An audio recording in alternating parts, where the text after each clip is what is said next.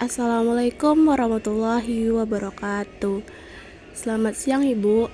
Yang terhormat Ibu Dewi Anggraini MPD selaku dosen pengampu mata kuliah Bahasa Indonesia yang saya hormati, serta terima kasih atas kesempatan yang telah Ibu berikan kepada saya pada hari ini.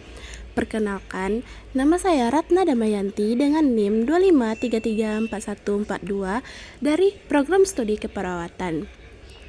Pada kesempatan yang sangat berharga ini, saya akan mempresentasikan hasil analisis ilmiah saya mengenai sebuah topik yang sangat krusial di era globalisasi dan pembangunan nasional saat ini, yaitu peran mahasiswa keperawatan dalam mewujudkan SDGs kesehatan dan kesejahteraan. Melalui presentasi ini, saya ingin memaparkan bagaimana kontribusi teoritis maupun praktis dari kami selaku calon tenaga kesehatan dapat bersinergi secara nyata dalam mensukseskan program SDGs, khususnya poin ketiga di Indonesia.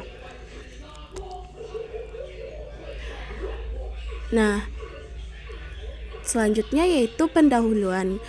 Kesehatan merupakan hak dasar manusia sekaligus fondasi pembangunan berkelanjutan, sehingga SDG 3 hadir untuk memastikan akses layanan berkualitas, menurunkan angka kematian ibu dan anak, serta mengendalikan penyakit menular maupun tidak menular. Di Indonesia, tantangan kesehatan masih kompleks, mulai dari tingginya angka stunting, meningkatnya penyakit tidak menular, ketimpangan akses layanan antara kota dan desa, hingga isu kesehatan mental generasi muda. Dalam konteks ini, mahasiswa keperawatan memiliki peran strategis sebagai agen perubahan yang menjembatani teori akademik dengan praktik lapangan melalui praktik klinis, penelitian, edukasi, dan pengabdian masyarakat, sehingga dapat memberikan kontribusi nyata bagi pencapaian SDG 3. Selanjutnya yaitu peran mahasiswa keperawatan.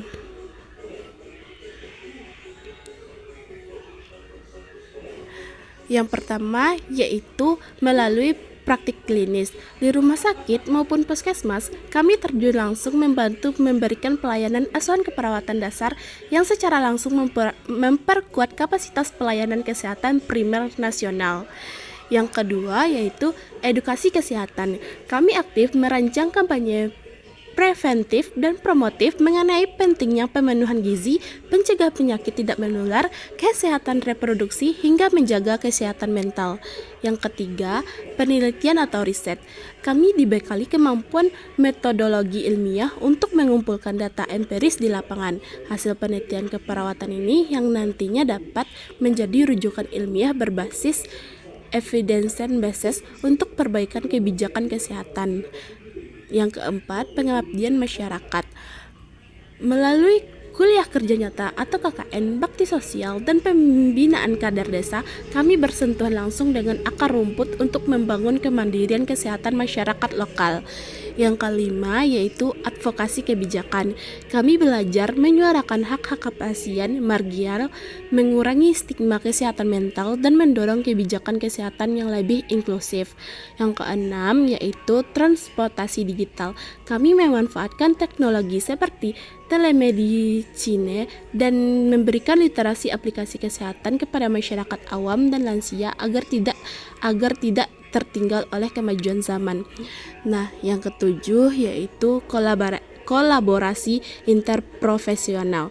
Kami menerapkan konsep interprofessional education atau IP untuk dapat bekerja sama secara harmonis dengan calon dokter, apoteker, dan ahli gizi demi keselamatan pasien yang optimal. Selanjutnya yaitu tantangan kesehatan di Indonesia. Pada slide ini, saya memaparkan potret tantangan real kesehatan di Indonesia saat ini. Analisis ini sangat penting agar solusi yang kita tawarkan tidak bersifat teoritis belaka. Tantangan pertama berkaitan dengan Universal Health Coverage atau UHC.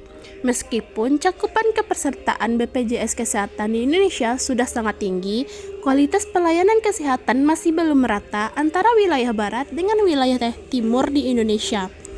Tantangan yang kedua yaitu beban finansial yang tercermin dari isu defisit BPJS. Berdasarkan data, proyeksi defisit pembiayaan jaminan kesehatan nasional diperkirakan dapat mencapai angka 20 hingga 30 triliun rupiah pada tahun 2026.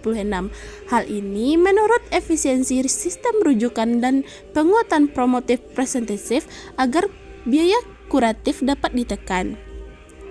Tantangan yang ketiga dan keempat adalah beban ganda penyakit double burden of diseases. Kita masih berjuang melawan penyakit menular seperti tuberkulosis TBC, demam berdarah, dan kembalinya beberapa kasus polio. Di saat yang sama, tren penyakit tidak menular seperti stroke, kanker, dan penyakit jantung terus melonjak tajam akibat perubahan gaya hidup. Tantangan yang kelima adalah aspek kesehatan ibu dan anak, utamanya masalah stunting yang menjadi ancaman nyata bagi kualitas generasi penerus bangsa. Tantangan yang keenam adalah minimnya akses dan tingginya stigma terhadap kesehatan mental di masyarakat.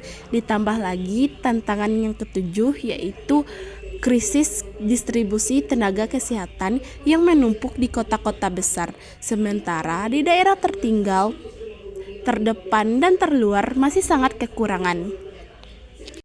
Pada slide selanjutnya, saya menyajikan landasan teoritis yang mendukung urgensi topik ini berdasarkan pandangan beberapa tokoh dunia. Yang pertama, Jeffrey Sachs dalam teori pembangunan berkelanjutan menegaskan bahwa kesehatan adalah prasyarat mutlak atau kondisional utama bagi keberhasilan SDGs lainnya. Sederhananya, masyarakat yang sakit tidak akan pernah bisa mencapai kesejahteraan ekonomi atau pendidikan yang berkualitas.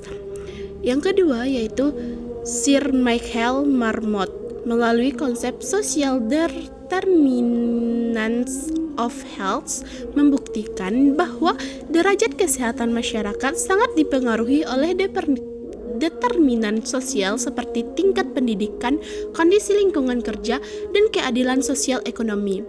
Yang ketiga yaitu Julio Franz dan Mon menekankan pentingnya tata kelola kesehatan global atau Global Health Governance yang kuat, transparan, dan kolaboratif antar institusi untuk merespon ancaman pandemi pada masa depan. Yang keempat, David Blum dan David Canning dalam teori human capital menjelaskan bahwa investasi di bidang kesehatan secara langsung akan meningkatkan akumulasi modal manusia yang berujung pada lonjakan produktivitas ekonomi jangka panjang sebuah negara. Berdasarkan kajian pustaka ilmiah yang saya lakukan, di Indonesia masih menghadapi kendala regulasi yang kurang konsisten, kapasitas daerah yang masih sangat rendah, serta jaminan kesehatan nasional atau JKN yang pemanfaatannya belum optimal.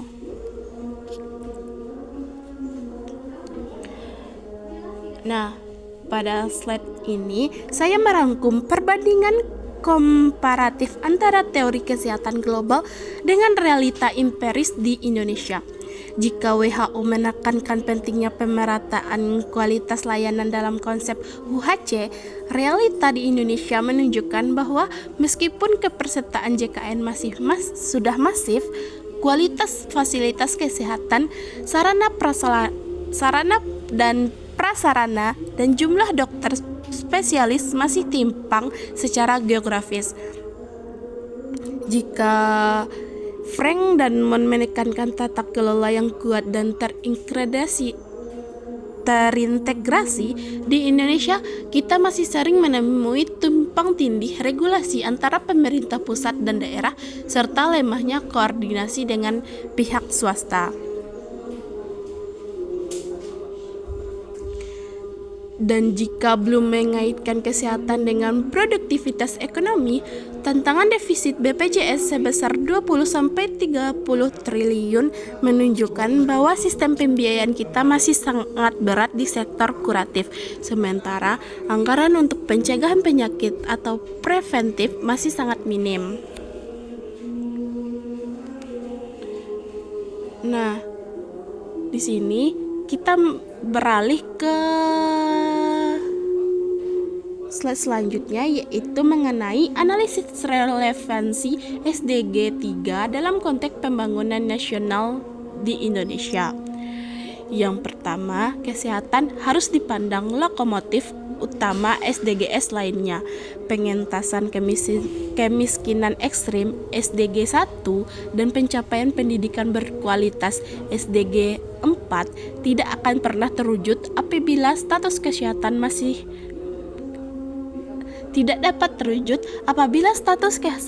masyarakatnya buruk. Yang kedua yaitu prioritas mendesak saat ini seperti penurunan angka stunting dan pencegahan penyakit tidak menular harus didukung penuh oleh seluruh institusi pendidikan tinggi keperawatan melalui riset aplikatif. Yang ketiga, generasi muda keperawatan adalah representasi investasi masa depan. Menjaga kesehatan fisik dan mental mahasiswa hari ini adalah jaminan lahirnya tenaga profesional yang produktif demi menyongsong puncak bonus demografi Indonesia.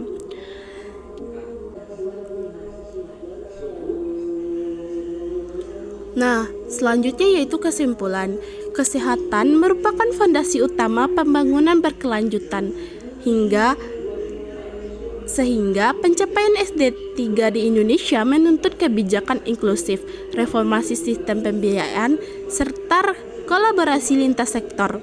Tantangan besar seperti stunting, beban ganda penyakit menular dan tidak menular, defisit BPJS, ketimpangan akses layanan, serta isu kesehatan mental generasi muda hanya dapat diatasi dengan partisipasi aktif pemerintah, perguruan tinggi, tenaga kesehatan, sektor swasta, dan masyarakat.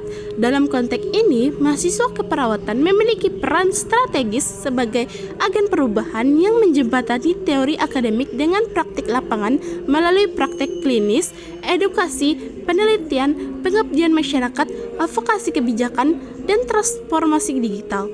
Dengan kontribusi multidimensi tersebut, mahasiswa keperawatan menjadi motor penggerak yang mampu mendukung pencapaian SDG 3 lebih realistis, inklusif, dan berkelanjutan. Nah, demikianlah pemaparan presentasi ilmiah saya mengenai peran mahasiswa keperawatan dalam mewujudkan SDGs kesehatan dan kesejahteraan.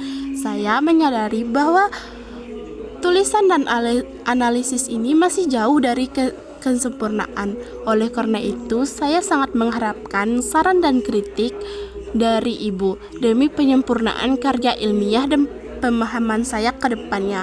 Terima kasih atas perhatian dan bimbingan yang telah Ibu berikan. Saya tutup dengan wassalamualaikum warahmatullahi wabarakatuh.